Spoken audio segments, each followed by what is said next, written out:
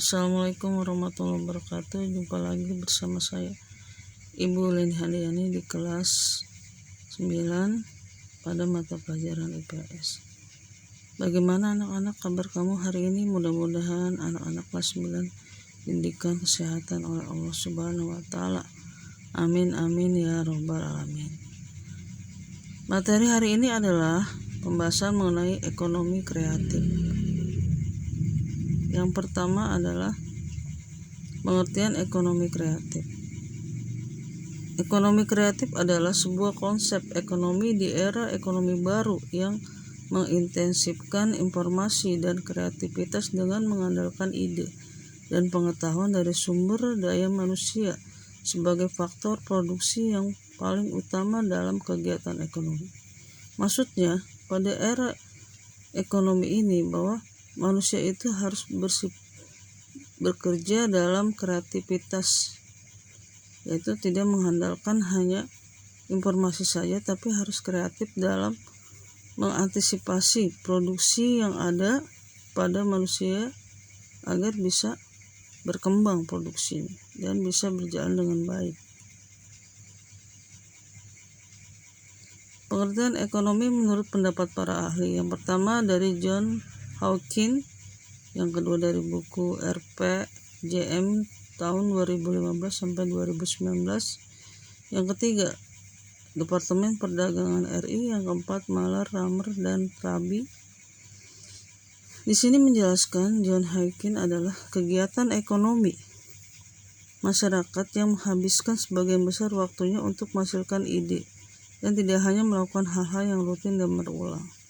Maksudnya, setiap ekonomi yang dilakukan oleh masyarakat itu tidak hanya menghasilkan sesuatu, tapi harus menghasilkan hasil karya yang dilakukan oleh manusia supaya bisa dilakukan di kemudian hari dan berulang-ulang. Kemudian yang kedua oleh buku RPJM tahun 2015 sampai 2019. Di sini menciptakan nilai tambah yang berbasis ide dan lahir dari kreativitas sumber daya manusia berbasis ekonomi pengetahuan. Maksudnya, penciptaan nilai tambah di sini dari kreatif manusia agar manusia itu tidak hanya mengandalkan dari hasil, tapi mengandalkan dari warisan kebudayaan dari turun-temurun, yaitu nenek moyang kita.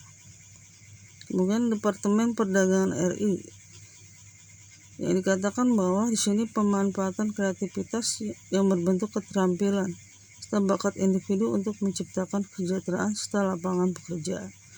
Kenapa dimanfaatkan? Supaya manusia itu tidak hanya dari bakat atau dari keterampilan, tapi melainkan harus mempunyai sesuatu yang dia ciptakan dari apa yang dia punya atau pengalaman.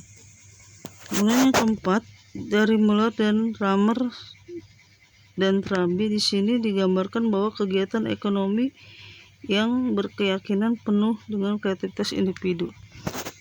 Jadi individu dari masing-masing orang dia mempunyai keyakinan bahwa dia bisa untuk menciptakan hasil yang lebih baik daripada orang lain.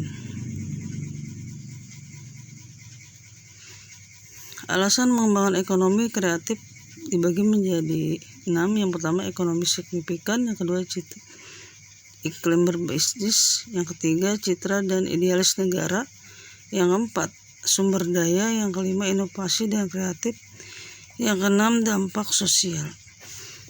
Dikatakan signifikan bahwa tidak hanya isi di situ saja, jadi dia membahas mengenai ekonomi baik masyarakat maupun negara. Dikatakan iklim berbisnis, bahwa di sini banyaknya bisnis yang kita lakukan ada bersifat positif, bukan negatif, karena untuk keuntungan masyarakat sendiri.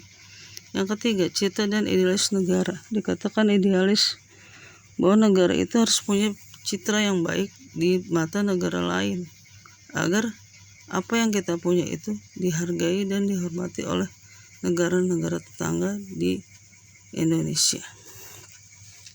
Kemudian yang keempat sumber daya yang diperbaharui atau Setiap sumber daya itu menghasilkan hasil yang lebih baik karena dapat dirasakan oleh masyarakat sendiri. Yang kelima, inovasi dan kreatif. Dikatakan inovasi yaitu perubahan atau aktivitas yang baru yang mempunyai nilai tambah untuk masyarakat atau negara. Kemudian dampak sosial. Dikatakan dampak sosial di sini bersifat positif karena positif ini dampaknya baik untuk masyarakat dan mendapatkan hasil yang lebih baik untuk masyarakat itu sendiri. Langkah-langkah pengembangan ekonomi kreatif di sini Impres nomor 6 tahun 2009, Cetak Biru, Tim Koordinasi, Perpres nomor 92 tahun 2011, Perpres nomor 6 tahun 2015, Perekonomian nomor 200 tahun 2015. Dari keenam langkah-langkah di sini maksudnya supaya ekonomi dikatakan harus mempunyai aturan yang jelas dari pemerintah supaya tidak sembarangan membuat langkah-langkah yang salah menjadi langkah-langkah yang baik untuk masyarakat. Kemudian hasilnya akan dirasakan oleh masyarakat itu sendiri. Juga harus ada koordinasi, yaitu yang mengatur dari sebuah perekonomian. Mengapa harus diatur? Karena harus dikembangkan. Kemudian sistemnya, kebijakan itu dituangkan ke dalam aturan-aturan yang dibuat oleh pemerintah. Kesimpulan materi hari ini adalah yang pertama, kegiatan ekonomi mengembangkan penuh kreativitas. Yang kedua, menciptakan inovasi baru yang berbentuk kreatif. Yang ketiga, pembentukan badan ekonomi agar bisa mengatur kegiatan ekonomi kreatif. Yang keempat, diatur oleh pemerintah agar penyusunan ekonomi kreatif berjalan dengan baik.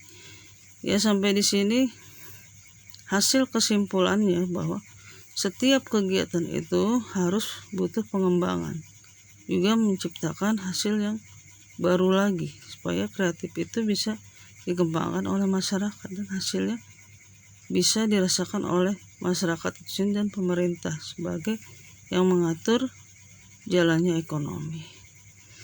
Demikianlah materi hari ini, kurang lebihnya mohon dimaafkan.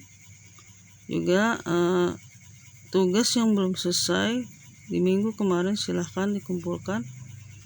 Wassalamualaikum warahmatullahi wabarakatuh.